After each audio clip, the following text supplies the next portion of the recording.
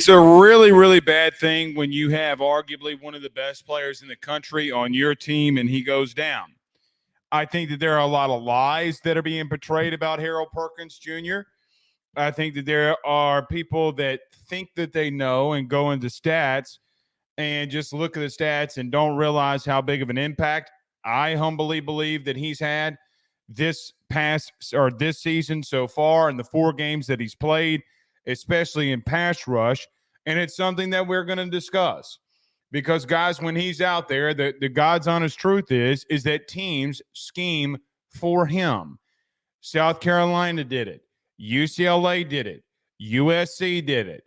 The entire schedule that you played last year did it. So the bottom line remains, now that we have Harold Perkins Jr. officially out, what does that mean for LSU football? I can tell you what I think that it means. What I think that it means is, number one, that you have one of the more dynamic guys that rushes the passer in the country that won't be playing for you anymore this season. In case you've been under a rock, it was announced yesterday by Matt Zenitz of 247, and Brian Kelly confirmed it today. The biggest fear that all of us had, and that is that Harold Perkins has torn his ACL and he's out for the season. I'm not making a joke when I say this. I'm being real. I'm not being petty or poking jokes or anything. The reporting of Harold Perkins Jr. tearing his ACL is also not a HIPAA violation. So if those who know, those who don't, it doesn't matter. It's a massive hit to your pass pro defensively because now guys like Savion Jones, Braden Swinson, and others can be schemed against, and you don't have to worry about Harold Perkins. Guys, there were 3 plays, and we talked about this in the postgame of the South Carolina game, in the postgame show, and on the Monday after. 3 plays that Harold Perkins made that doesn't show up on the stat sheet, that he was an impact player for you. And that's going to be a big hit. What really sucks about this is because of that dynamic nature that he brings, an injury like that, does a kid lose millions of dollars because of it on a fluky play? Now, I can only say how much I hate for Harold Perkins that he's tore his ACL. Guys, I could get up right now and get this big ham hawk of a knee up here and show you. I've been through it, man. I have a patellar tendon graft, a cadaver graft. Guys, it's not easy. Now, medicine and technology has come so much longer or come so much farther than when I had mine 15 years ago, but it's not an easy recovery at all. And which then begs the question, what does Perkins do? I say all of that and mean all of that from the bottom of my heart to say this. And if you're watching Rufino and Joe show, you knew before it was public, just throwing that out there. But how does that help LSU in the running game? I don't think Perkins has been dynamic in the running game. And sometimes I think in the things that you've done with him, you have tried to fit a square peg in a round hole. He's not an edge player. He's not a prototypical linebacker. He's not a prototypical safety. He's a tweener in every position that he goes. And I think the people that come out here in our media corps who say put him on the edge, guys, none of those people have played football a day in their life. You know that, and I know that. You know that is true. A 225-pound edge rusher is not going to be able to sustain through 4 quarters in the run game. It's better to put him on the inside. I thought Perk had done some really good things. Question now becomes, how much better do you get in the run game? But the flip side of that is that guys, teams are now going to scheme things up against Braden Swinson. Guys, Braden Swinson saw more one-on-one matchups because of what Harold Perkins possesses. And that's just the truth. Now they're going to scheme up on number 4, and Blake Baker's going to have to be more creative in what he does. Do I think that this gives you a dynamic of being in a situation where now you can just somewhat call your defense? Maybe, but I have no clue. But everybody out there saying that this isn't a big loss, I got to be real with you. I don't agree with you. And if you think it's not a big loss based off of what I know as a former O-lineman about pass pro, you're wrong.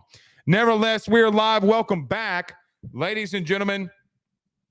I am your host, Blake Ruffino. This is Are You Serious Sports. Hope all of you are making it a good one.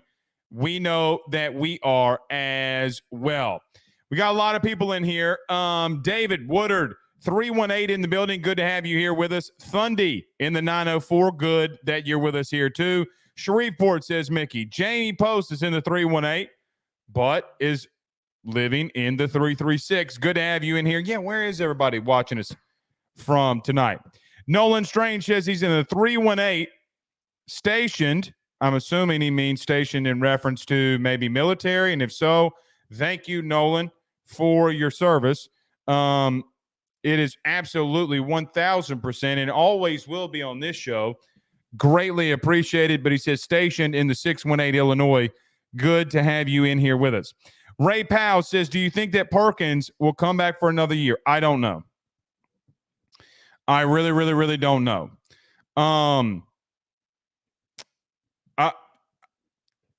Here's where I am. I mean, we're going to break it down all week, and we're going to talk about it. Anybody that tells you that Harold Perkins not being on LSU's field defensively and what he possesses in pass pro, if you think that that's not a big loss, then I would love for you and me to have a discussion, because the discussion needs to be, look at South Carolina, look at USC, and guys, the line of scrimmage, the offensive line is shifting towards him every play. That's why Braden Swinson has 5 sacks in 2 games, because he's getting favorable one-on-one matchups. Putting Harold Perkins on the far left side, and you have Braden Swinson going up against a tight end, then he forces a strip sack fumble that you recover. Guys, that happens because everybody is so worried about what number 7 is going to do on the football field. I don't know if he comes back. You know, that was just a question that was this. I have no clue. Zero clue. I think Brian Kelly is exactly right when he says it's too early to make that determination. But I also realize that he left. I mean, you know, I don't know. I do think, though, you do get better in the run game, and I hate it for him. I really, really, really hate it for him. It's not a HIPAA violation, by the way. So when I look at Harold Perkins in his absence, who's going to step up? Guys, I got to be real with you. I would throw Brian, and we'll talk about Brian Kelly in his press conference today. I would throw Debo Atkins out there and see what he's got. But you're playing a lot of freshmen. Now, here's one thing that I disagree with a lot of you. And I think here's what I do think. Brian Kelly took a shot at the fan base today. It was missed. It was subtle. Nobody talked about it. Brian Kelly talked about multiple plays that they had true freshmen on the field. And them having 5 of 11 true freshmen on the field at one time. Guys, you can't say that they're not rotating and they're not doing things. They are. Now you're going to have to get a 6th involved in that rotation. So it's going to be interesting. Going to be very, very, very interesting. Noah Mason says he's in Plano, Texas. Good to have you in here with us. Tupelo, Mississippi, says Chris Kimball. Chris All is in the 337. Good to have you in here. Dylan Smith says Monroe. What it do, though? Chris Kimball says 662 in the house. Didn't we just say Chris Kimball? Oh, but he says Tupelo. Okay. Teddy Grover says sky is falling. Head. Sky's not falling. But I will tell you this. All right. As God is my witness, I went on with our good buddy Carter Power last night, and there was a discussion about Nussmeier. You don't agree with me, but quite honestly, guys, to be real with you, I just don't give a shit anymore about what you like. I don't care anymore. There are things that I think that you got to get better at. And I have seen more people get on this defense and talk trash about this defense where I think some of it is completely justified. But some of it, guys, you got multiple turnovers yesterday and you're not getting 7 points. Against South Carolina, you get 2 turnovers inside the 20 and you get 3 points. You cannot sustain and win football games by doing that. You are not a cohesive football team. Everybody's worried about how they look, their stats. And look, if I am in the ear of Garrett Nussmeier, I am telling him I don't give 2 shits what Kyron Lacey continues to say and how he's barking on the sidelines. Get me the ball, get me the ball, get me the ball. Well, catch that son of a gun. That's what I tell you. I think here's what I truly believe in my heart of hearts. I think that you're on the preface. I think you're on the cusp of being a really, really good and solid football team. What I don't think that you are is somebody that knows how to be elite, that knows how to be good. That's the problems that you're currently having. Wes Wego's in the building, says, Mark, good to have you in here. Donnie is in the 318-31. Great, good to have you with us here too, man. David says, Zachary, Louisiana, stand up. Always good to have somebody from Zachary in the building. Adrian Bailey, what's up? He says, Debo Atkins is a good replacement for Perk. I think he's more of a true overall linebacker, to be real with you. To be real with you, I think he's more of a true overall linebacker, and we're going to find out how true that is this week. And let me tell every one of you LSU fans this. You better buckle up this week. But you better buckle up. Because if you, guys, South Alabama would beat UCLA. Fully convinced of it. Fully convinced they beat UCLA.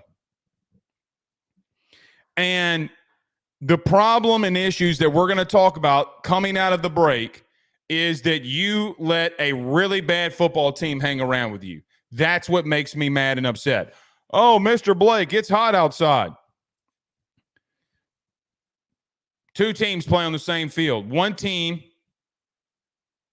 in the first half wanted it more. Guys, there's no excuse. Now, you shut them out in the second half. Defensively, you did great. Guys, you did great in the second half defensively. But the 2 90-yard drives are avoidable in the sense of you getting points. Guys, the statistical matter behind this is that your offense and defense is playing so non-cohesive with one another, you are dead last in cohesive win rate. Now, I don't know what any of that means, but I know what my eyes see, and you know what your eyes see as well.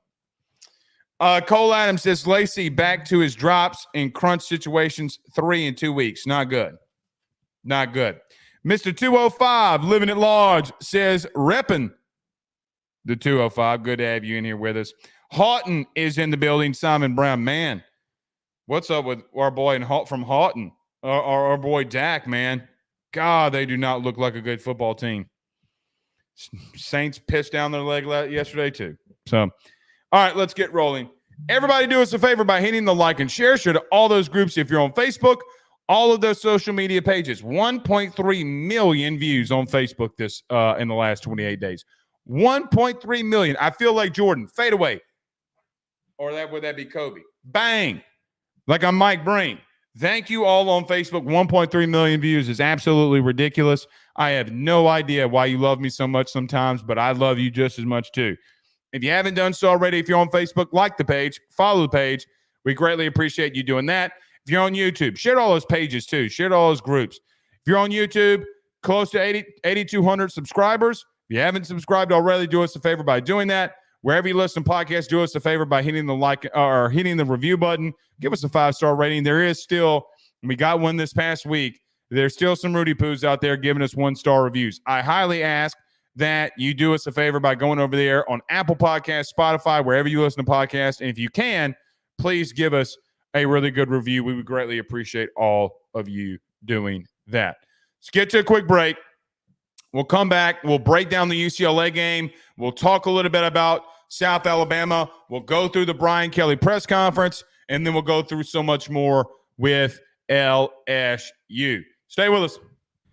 BetOnline is the fastest and easiest way for you to wager on all of your favorite sports, contests, events with the first-to-market odds and lines. Find reviews for all the news for each league, including Major League Baseball, NFL, NBA, NHL, combat sports, college sports, esports, and even golf. BetOnline continues to be the top online resource for all of your sports information for live in-game betting, props, and futures. Head on over to BetOnline today and use your mobile device to join and make your first sports bet. Use our promo code BELIEVE50, that's BELIEVE50, BLEAV 50, to receive your 50% off welcome bonus on your first deposit. That's betonline.ag, betonline.ag. He will sell your house and find you a new. Well, Tyler's the man, he's here for you. If you want to buy or sell, well, it's not too late. Dial 955-0008. Just call 955-0008. Y'all call Tyler, he'll shoot you straight. Louisiana is unique. The food, the festivals, even the bugs. No, not mud bugs. Unwanted bugs like these. The ones you don't want crawling in your home or business. Trust the Shield from J&J Exterminating. We've been protecting Louisiana homes for over 50 years, earning the trust of our clients because we deliver what we promise. Protect your home from pests. Get the Shield from J&J Exterminating. J&J Exterminating. Yeah. J&J has protected Louisiana homes and businesses for over 60 years. We call him today, make the pests go away. J&J Exterminating. Yeah. All right. Let's get to it. So I forgot to mention this because we were talking about Harold Perkins out of the beginning part of the show. We are live at 5 p.m. Central Standard Time, mainly due to the fact I am not going to be going live while Jaden Daniels and Joe Burrow, both two Heisman Trophy winners at the school that we currently cover, are going head-to-head with one another on Monday Night Football. I'm not doing that. I know you're going to be locked into it. I'm going to be locked into it. No way in hell am I going to put you through that. But nevertheless, I'm glad we're live and glad you're here with us. Tell a friend and buddy to go over to YouTube and hit that subscribe button, by the way. Let's recap very quickly, though, this UCLA game, because I think, look, man, I thought for the UCLA game that you did a lot of really good things defensively. And I have personally seen a lot of people poo-pooing on this LSU defense over what they've done the last 2 weeks. Now, do I think that they got to get better at not allowing the explosive plays? Yes. Did that against UCLA? UCLA is not a good football team. South Carolina continues to win. They got a big one in 2 weeks. They have Ole Miss coming into town. I mean, what do they do there? Can they out physical? Does Lenore Sellers come back? Robbie Ashford went off this past weekend against Akron, which everybody keeps telling me, oh, well, Blake, that's Akron. Well, that's interesting because you can't blow out Nichols. I think that there's a lot to be said about the sacks and the havoc and just outright pressure that this defense has put on teams. You gave up 14 rushing yards this past game against UCLA. Guys, you're 47th in the country in rushing defense, which, by the way, you're one of the only teams in the country that's faced multiple Power 5 opponents or Power 4 opponents. Actually, you're one of, if not the only team, I think there's one other, that has faced 3 P4 opponents in the first 3 weeks. Not everybody has done that. I mean, sure as hell, Ole Miss hasn't done that. Alabama hasn't done that. There are a lot of teams that have not done that through the first 4 weeks of the season. You have gotten better at stopping the run and defending the run. But I think what has happened here, and I told you this in the post game, and I'll tell you here this again, is we see that we're tied against UCLA in the first half, and we panic, and we should. However, there are 4 quarters of football, and you shut them out in the second half, and you just, for whatever reason, can't start off doing anything good sometimes. I think that there's a massive thing that we're missing when we're talking about this defense, because it's not missed on me that they've gotten multiple turnovers on your side of the field that you have not converted on. Guys, 6 points on 3 turnovers and on your side of the field is losing football. Why Brian Kelly is not being asked about that is beyond me. I think it's the number one question that he needs to be asked in a press conference. Coach, how much emphasis during the week are you putting on this offense, who you're saying is playing very well, which I don't disagree with you or him, but how much emphasis is going into that when this defense, who, by the way, was 115th in the country last year, 115th in the country last season, who has climbed up relatively 100 spots, 100 spots from a statistical analysis through 4 weeks. What is the game plan to remedy when this defense is getting you turnovers that you go down the field and score? If I would have told any of you in the beginning of the season that LSU would have jumped almost right at, but almost 100 points statistically in total defense, what would any of you have done? I know what most of you would have done. You would have come into this show. You were going into any of your favorite LSU content shows and been like, Blake Baker, the GOAT. The thing is, though, when you're creating the turnovers, guys, you're leaving way too many points on the board. When you should have blown out South Carolina, if we're being honest. When you should have blown out Nichols. When you should have blown out UCLA. You're playing to the level of your opponent. I'm not going to talk about South Alabama this week because I feel like that when I talked about them, the level of intensity decreased. And I think that the level of intensity has decreased on this team or increased based off the level of play of their opponent. That cannot happen. You got to go out there and beat somebody's rear end when you are more talented than them. You have a better staff than them. You have a more experienced staff than them. You have better facilities and training.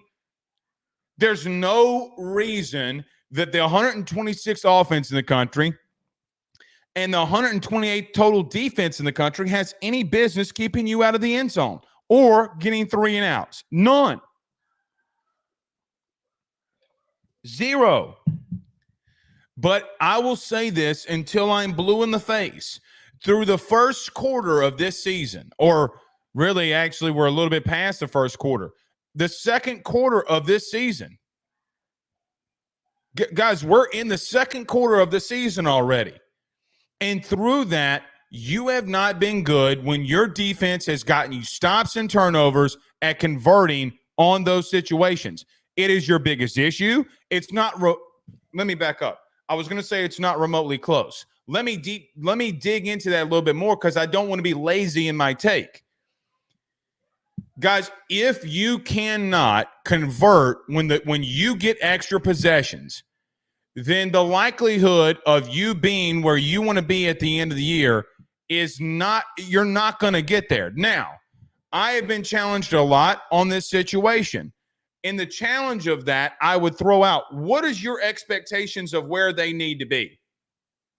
See, you're watching the game and say, offensively and statistically, we're dominating. Where I don't necessarily disagree in the passing game, where I do agree is you're not – guys, you got 34 points because you had to go you had to have 2 drives over 90 yards to get into the end zone. That's not going to work. You've had multiple – 3 to be exact in the last 2 weeks, where the defense has produced a turnover on your own side of the field and you've gotten 6 points. That is abysmal. Abysmal. You're leaving at minimum 15 points on the board.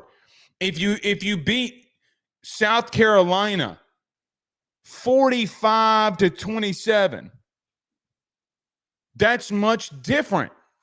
If you beat UCLA 52-17, that's much different. And I'm not expecting you to score on every drive, but what I am expecting is that the two things that you have to do is not take 2 90-yard drives to the end zone. I have no idea what Brian Kelly told his team at halftime, but it worked. And you cannot, nor should you. And there's going to be LSU fans who don't really want to pay attention at the current moment that won't give South Alabama their due. You better not play around this week. You better not play around this week. You will lose. You will find yourself shocked and awed about why did we lose? Why did we beat South Alabama by 7 points? Why did we beat them by 10 points?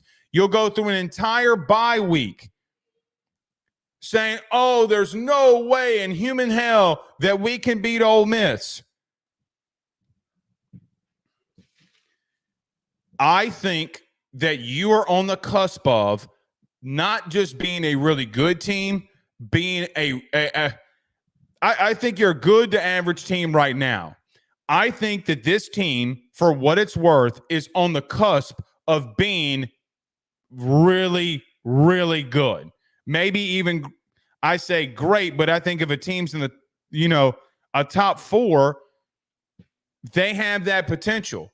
But if you're not going to get points when there are turnovers and stops, guys, I don't know what to tell you. Now, I respect Bill Connolly. If you don't know who Bill Connolly is from ESPN, he does his S&P Plus. It's a statistical analysis. He's got LSU as the number 5 offense in the country. You are not the number 5 offense in the country. You're not remotely close, because if you were a top 5 offense, which would be elite, great. Like, think about this. The number 5 offense in the country last year was Oregon. You're not there. You're not there. And I do think that Garrett is doing some really good things in between the 20s. But if you cannot get points, anything that goes on in between the 20s doesn't matter. It doesn't matter if you can't score. If you are able to convert on some of these situations, guys, not only will you change momentum, not only will you change the tempo of the game and how things are perceived, guys, against some of these opponents, you might blow them out, and you might be able to show yourself that you're better than them. 2 years ago, you weren't a better overall team than Alabama, in my opinion. I don't think from a depth perspective, I don't think in 2022 from a talent or coaching perspective that you were better than Alabama. But what did you do? Every single time that you made stops, Jane Daniels made you pay for it. If you don't want to take my word for that, take Nick Saban's word for that when he talked about that in his postgame that night. Now, regardless if it's Jane Daniels, and I'm going to get away from that argument because a lot of you think that I have some sort of biases. Look at any other quarterback in the history of life or existence and tell me that that's not the case. Great teams separate themselves when you have turnovers. That's how it's done. Like I look at Tennessee. Tennessee had 2 turnovers. We're going to get the ball right back. And you know what they did? Even though they didn't score on them, what did they do? They made big stops. They're cohesive with one another. So that would be the 2 biggest things. Looking at this game deeper, guys, LSU rolled 6 safeties out there. And I'm going to be real with you. Brian Kelly confirmed today in his press conference what we already knew. He considered Harold Perkins as more of a Sam linebacker safety type. Okay, thank you for calling him a safety. That would make 7. I know he's not. I'm not going to completely list him as that, but thank you for confirming it. Guys, they rotated more safeties than a Kardashian changing underwear during a filming session. It quite honestly, they're throwing poo-poo at the wall to see what sticks. They're throwing poo-poo at the wall and seeing what sticks. Right now, nothing is sticking. It's probably a bad analogy to throw, pun intended, at the wall, but it's the truth. Your safety play right now is abysmal. You're getting lost in man-to-man coverage. And I say it's man-to-man coverage because Brian Kelly today on the touchdown to the tight end to open the game for UCLA confirmed that Major Burns should not have come down and should have gone on the tight end. Guys, I don't like calling out players. I'm legitimately, I don't. But you're not good right now at that position. It is your worst position defensively. And because it's such a massive weakness, you're getting hurt by it. Guys, if those explosive plays don't happen, like think about this. What if Sage Ryan breaks down and stops Lenore Sellers on the 50? Like, you're a safety for the reason. Guys, I know it's an open field tackle, but this is LSU. And I hate using that lazy argument. It is LSU. You got to make that tackle. You can't get juked in the middle of the field by a 240-pound quarterback. It's just like, get run over, fine. That still slows him down. But your safety play has been abysmal. And I'm going to tell you, they got to – if it were me and you're going to play the star role position, I would put Major Burns at the star and let him do what he did the first couple of weeks.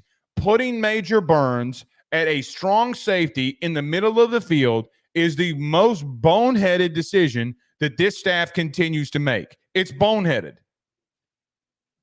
It quite honestly is boneheaded. Put him at that star position where he had you and gave you the most success. Now, they got to run Jordan Gilbert and Deshaun Spears out there and let it go. Even if you get burned by it, you got to let those two go and see what happens. If you don't, you're going to continue to get beat. Guys, Sage Ryan played one series from start to finish. He gave up a 20 or 19-yard corner route to a tight end that has no business separating from you. None. Safety play has been abysmal. Second half offensively. I thought you did some great things in the first half. I'm not saying you didn't, but offensively, let's roll through it. I think offensively, the first drive was beautiful. I think Joe Sloan called a beautiful drive. I think that you did some really good things getting Kyron the football. Aaron Anderson was involved. Xavier Thomas was involved. And I agree with Brian Kelly today when he said that Xavier Thomas is a playmaker. In that he's not a receiver. He's just a playmaker. Yeah, he is. You did some good things and you did some bad things. Because you can't get away from the running game when things don't go your way. You can't. Sorry, you can't. There's got to be something for 3 yards in a cloud of dust. I bring this up like I did in the post game. There's something to be said about a team like Michigan that lined up and ran the ball that many times on USC and beat the team that you couldn't beat.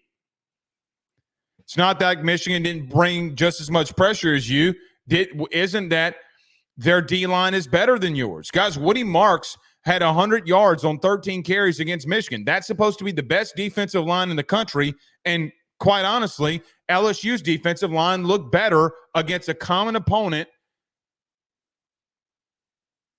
than yours. They didn't. You look better. That's the God's honest truth. But the problem is that Michigan played cohesive football, and that's why they beat the same opponent that you could not. Is because they were ready for the moment and you were not. But I know that people are going to look at statistics. I know people are going to look at the things that they're doing. You got to stay with the running game, and you got to have extensions of the running game. What is one thing you and I have talked about numerous times? A check down to me is an extension of the running game. It always will be. Always will be. And if teams are going to do what they're doing to you, the simple nature it took you that long to get to checkdowns or to tell Garrett to get to him is abysmal. Now, I think that you're forcing certain plays that don't need to be forced. I don't know if Garrett is being told to throw the ball to Kyron Lacy. I don't know if Joe Sloan wants him to throw the ball to specific people. I don't know if in his headset he is saying, hey, it's man-to-man coverage on the outside, throw the ball to Kyron Lacy. I don't know any of that. What I do know is you got to let Garrett go out there and sling it around to other guys if Kyron is not going to be productive for you. This is the same argument that I gave to Jaden Daniels when Kayshon Boutte was non-factors in most games. Guys, Kayshon Boutte was a non-factor in a game like Alabama. And then we look at Georgia and say, oh, see, he's a playmaker. Yeah, he's always been a playmaker. But he didn't show up in big moments when you needed him. He would take plays off. He doesn't catch a pass against Florida State.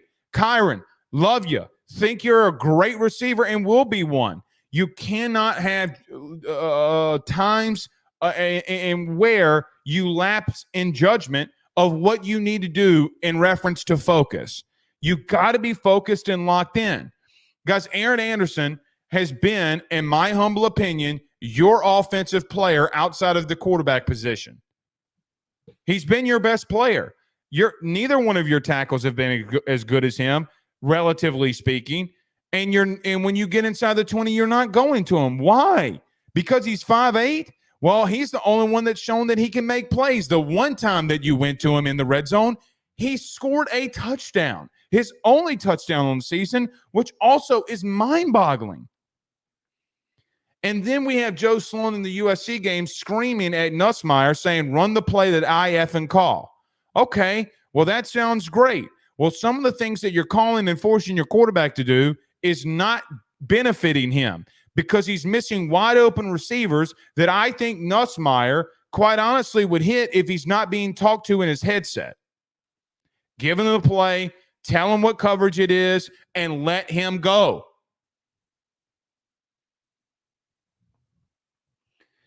The red zone issues are a massive problem. You got a really good drive in the first drive and in multiple drives in the second half. When you got in the red zone, I thought that you did well. When you needed, in my humble opinion, when you really, really needed in the first half to get a score in the red zone, you looked horrible. You know, I keep hearing that Garrett is in his fifth start, and he is. This defense is on their fourth game with Blake Baker, and they were in the 115s last year. I know it's not necessarily comparable.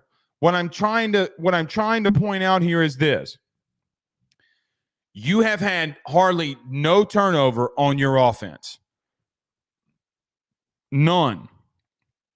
Zero. You have a coordinator change, yes, but BK is an offensive mind. Guys, the play calling has the same personnel lingo to it. So there's that. I love in the second half, what Garrett did and doing the simple things. Let me say this. If Garrett Nussmeier plays games like he did in the second half, you're going to be very tough to be beat. Very tough. It's going to be very difficult for teams to beat you. Let me repeat it. If Garrett continues to play the way that he did in the second half versus UCLA and taking what the defense is giving you, guys, they're a 42-point-a-game team. Situational awareness, not the strongest suit of this offense, but I think that Garrett, for what it's worth, the second half, getting his playmakers the ball in space was the best half that he had all season. All right, a couple more things here. I've heard a lot of people talking about the running game. Guys, in the running game in the second half, I mean, we can run back through it if we absolutely need to on both of those 90-yard drives. But I look at both of those 90-yard drives and say this. You started off the second drive that went for 90 yards. You got 2 checks downs to Caleb Jackson. You got 2 carries from him for 7 yards. You got a check down that went for 2 yards. You went for 3rd and 2. Caleb Jackson got another run. You went for 5 yards. Nuss had a throwaway on a hitch route to Daniels, who was wide open. He missed Daniels again on a 3 route or an out route. And then you had 3rd and 8, and Taylor got you an unreal play on a zone read that he hurdled a guy. And then you had a check down, which is an extension of the running game from Garrett, and you scored from 35 out from Caden Durham. What do I make of that? Guys, if you run the football at 4 yards a carry, you're going to win every game that you want to. Let me say this, because people don't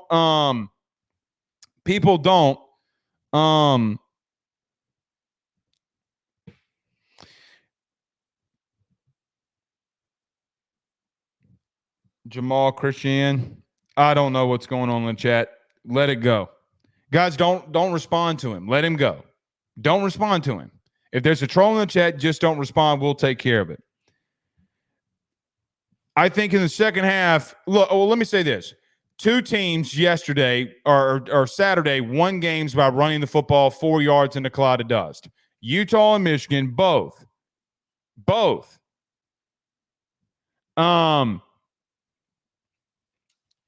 Won games without elite quarterback play. What do? Guys, I'm telling you, 4 yards in a cloud of dust, you're going to win football games. So that's what you're currently doing.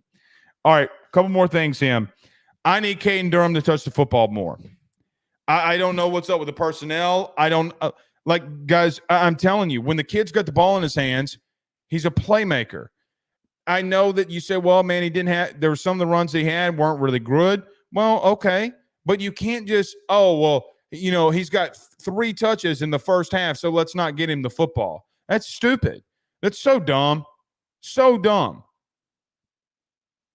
Throw him some of these check downs. Get him the ball in space. Let him do some things, man. That's something else. I talked about this, but forcing Kyron Lacy in the football, it's got to stop. You got to go to who's open. I think Garrett Nussmeier would have blown this team out, and this offense, we would have blown this team out as just a team if we're not forcing some things to Kyron. We're trying to get him touchdowns in the red zone. Got C.J. Daniels beat his man on the slant route that Kyron Lacy missed.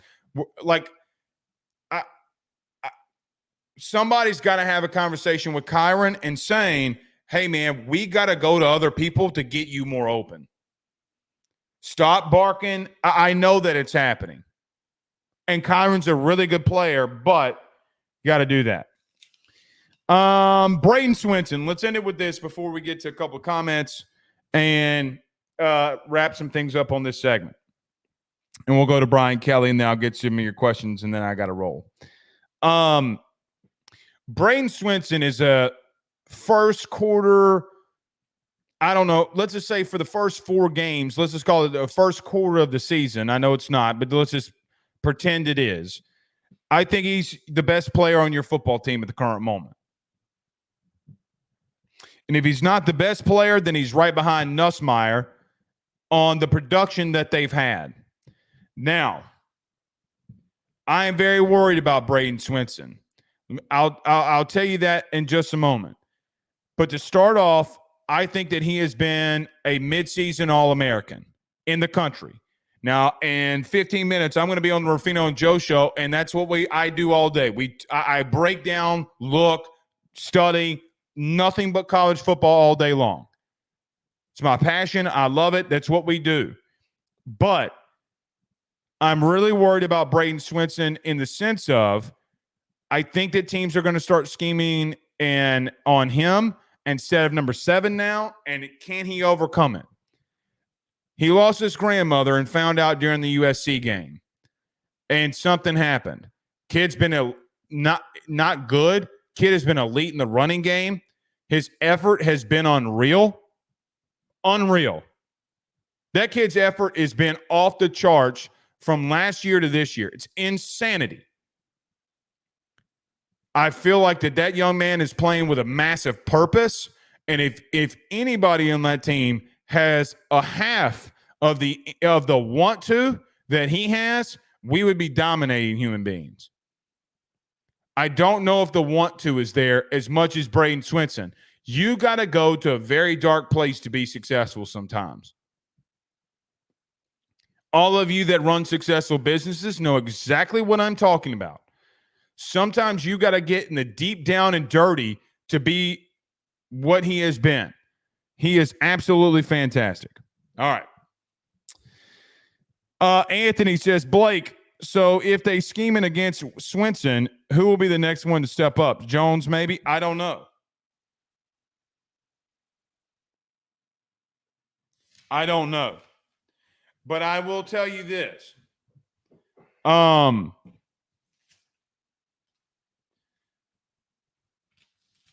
Somebody's got to step up to free up Swinson.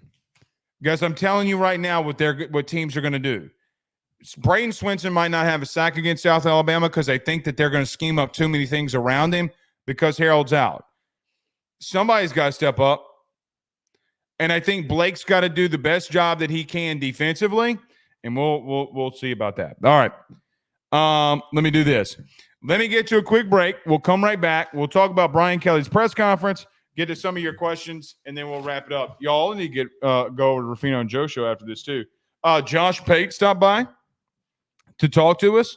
So I was glad and happy to have him join us on Ruffino and Joe show. You can check out that interview over there. Let's do this. Let's take a quick break. We come back. We talk about the BK press conference. Get to some of your questions next. Stay with us.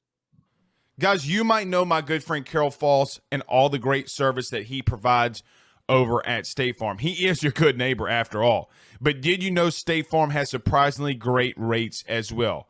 Along with the great neighbor service, State Farm agent Carol Falls has surprisingly great rates for everyone inside the state of Louisiana. So call him today at 985-395-4300, 985-395-4300 for all of those surprisingly great rates on auto, home, and life insurance needs. Like a good neighbor, State Farm is there, and individual premiums will vary by customer.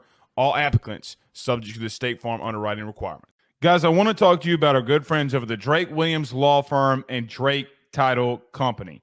Are you facing tough times due to an injury from a car accident, navigating the complexities of divorce, or purchasing a new home? At the Drake Williams Law Firm and Drake Title Company, they understand the challenges you're going through, and they are here to help. The lawyer team of Ernie Drake III, Ryan J. Williams, and Summer Vignair, along with Morgan Daniels, have the experience and proven track record to give you that peace of mind.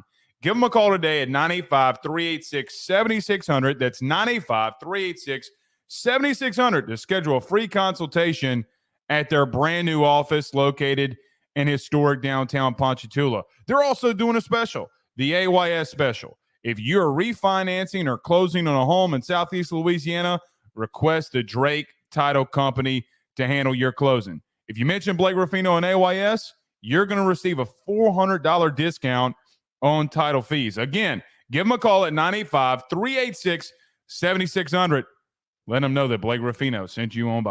Louisiana is unique. The food, the festivals, even the bugs. No, not mud bugs. Unwanted bugs like these. The ones you don't want crawling in your home or business. Trust the Shield from J&J Exterminating. We've been protecting Louisiana homes for over 50 years, earning the trust of our clients because we deliver what we promise. Protect your home from pests. Get the Shield from J&J Exterminating. J&J Exterminating. Yeah.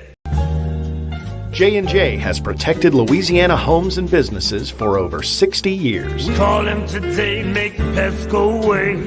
J&J Exterminating. Yeah. All right. Carvis brings up an interesting point. He said, went back and watched the film. Swinson was making plays regardless of Perkins. When Perkins is on the line, regardless of who's blitzing or where he's lined up, they are sliding. What the point that I am making is that they're sliding the protections to Perkins. They're letting the running back take weeks, which is not what they're supposed to do when they know a blitz is coming. Every single time that UCLA shifted their line to the right on Perkins, who was at the line of scrimmage multiple times, even though he dropped out, means nothing. The guys that come means nothing. The simple nature that they have to account for him is what means everything. Yes, against UCLA. Go watch it. Go watch it. Go look. PFF, who's now a partner of our good friends over at Believe, they get all 22 copies. I mean, everywhere he's going, when he's on the line of scrimmage, they're shifting to him. Braden Swinson got the sack, I think it was the strip sack one, where they're doing 2 tight ends on Braden Swinson because Perk is lined up over here on the line of scrimmage, and they shift everybody left. By the way, they're on the far left hash, which is a no-no. You play base when you're on the far left hash like that if you're an offensive lineman. So, yeah. All right, Brian Kelly started off his press conference today by saying and talking about Harold Perkins. Basically, in all of it, said that, he hates it for him. Look, man, the dude was emotional in his post-game press conference. I think he was told. Actually, here's the thing. I know that Brian Kelly was told that Harold Perkins tore his ACL in his post-game. I think now that he's had some time to kind of relax and calm down, I think what is very interesting about that is that maybe not interesting, but what I think is that he knew how he felt better after that situation. It's tough, but said that Debo Atkins and West Weeks are going to stand up. I got to be real with you. I'm throwing both of them out there early against South Alabama. Debo Atkins has got to step up. Tylen Singleton got passed up. I have no idea what's going on with him, but the God's honest truth is that Xavier Atkins has been the one that has been the next guy up, if you will. Now, Brian Kelly said that they activated Xavier Atkins or Debo Atkins. That what he means by that is that he is not going to take a red shirt, or they're not anticipating him taking a red shirt in his development. I think that kid is special. I think that kid has the potential to be special. I don't know if mentally he knows everything of his position, or that he I don't know if he's ready is what I'm trying to say from the mental aspect of the game, because he's a freshman. What I do know is that from a pure athlete standpoint, for a fact, he is your best athlete. Now, with Perkins being out, not a doubt. All this scout team mumbo jumbo that he's doing, over with. You got to get him ready to play football now. All right. Brian Kelly talked about South Alabama to open up, said that they had some really good players, and talked about Major Applewhite, their head coach, who's from Baton Rouge. Listen, I am at right now with South Alabama, who we'll talk a lot about tomorrow.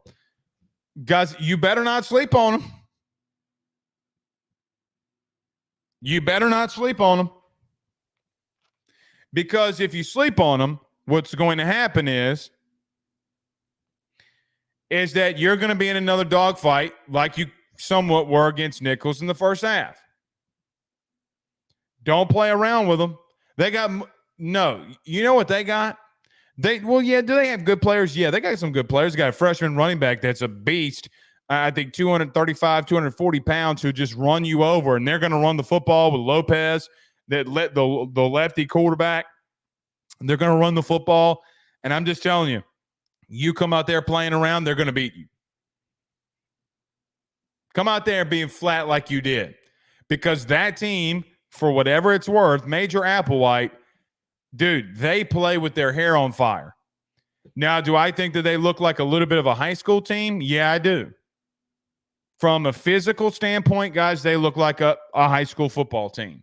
You know it and I know it, based off of what LSU is going to throw at them. Won't matter, because I know that majority of their team is playing with more heart than you are at the current moment, some of them that are out there for LSU. Better not play around. And by the way, Major Applewhite's going to come in here and trying to win.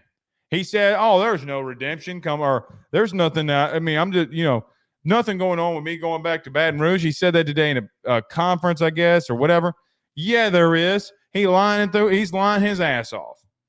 100% he's going to come out there and try to win. Of course he is. Everybody is. But don't tell me that there's nothing sentimental about that game. Guys, Lopez, the quarterback, he can run.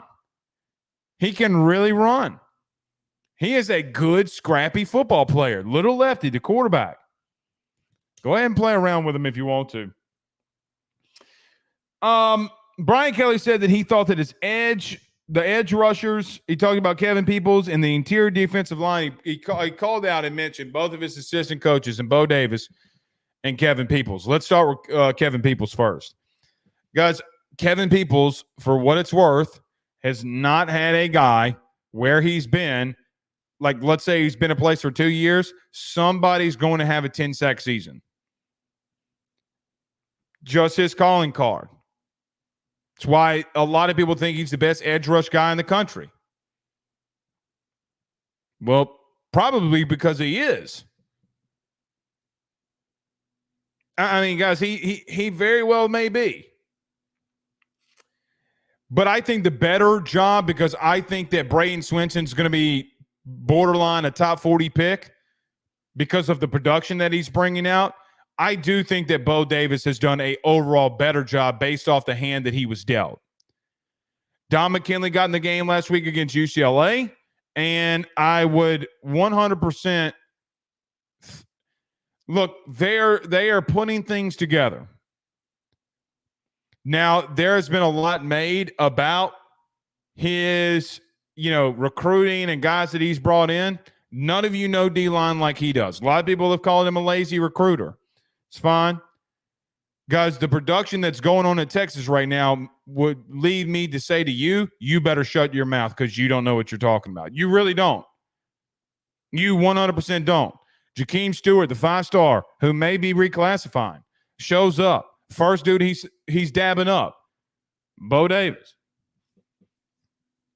I think the future is bright there if you can hold on to both of those guys. Got to hold on to them. Got to hold on to them. Brian Kelly says that the Perkins game plan piece is now out and teams are going to scheme up against number 4. 1,000% agree. 100% agree. I mean, guys, it's inevitable. It's inevitable. Everything's going to go to number 4 now, and other guys got to step up. The biggest thing about Harold Perkins going down is how much better can you get in the running game defensively. But, man, it's such a massive blow for you, in my opinion, in pass pro. And I agree with Brian Kelly. BK was asked about safety play, and he said it's been all right. So we'll see. All right, I got to run. We got a Ruffino and Joe show. We'll see you guys tomorrow. Y'all have a good night. Peace.